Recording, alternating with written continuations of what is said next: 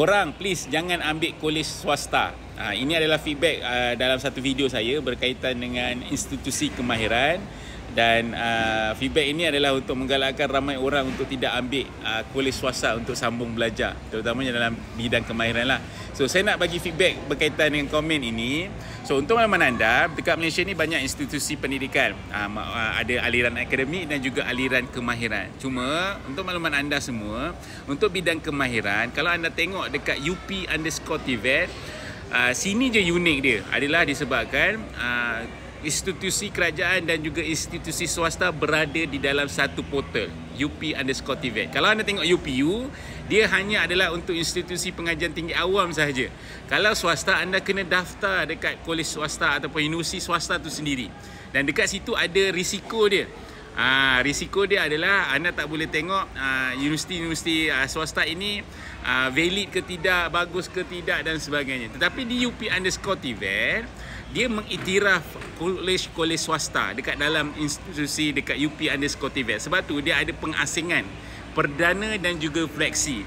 So untuk makluman anda, kenapa ada perdana dan fleksi? Kebanyakan program-program kemahiran, kolej-kolej swasta yang banyak menawarkan program yang memenuhi bidang minat anak-anak kita, adik-adik kita yang minat kemahiran.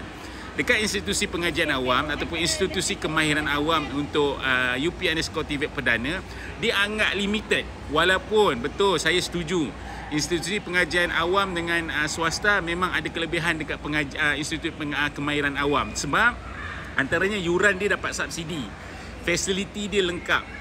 Cuma tuan-tuan puan, kalau anak-anak kita minat satu-satu bidang, tak ada dekat universiti ataupun institusi kerajaan, menyebabkan anak-anak kita stop belajar. Dia tak nak sambung belajar sebab tak ada tawaran dekat institusi awam.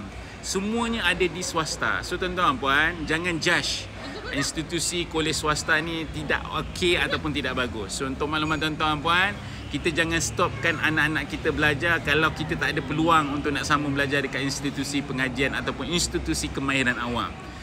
Kalau anda nak tahu bagus atau tidak institusi kolej swasta tu, anda kaji selidik betul-betul. Datang jumpa kolej tu dan ataupun anda tanyalah orang-orang lain berkaitan dengan kolej tersebut.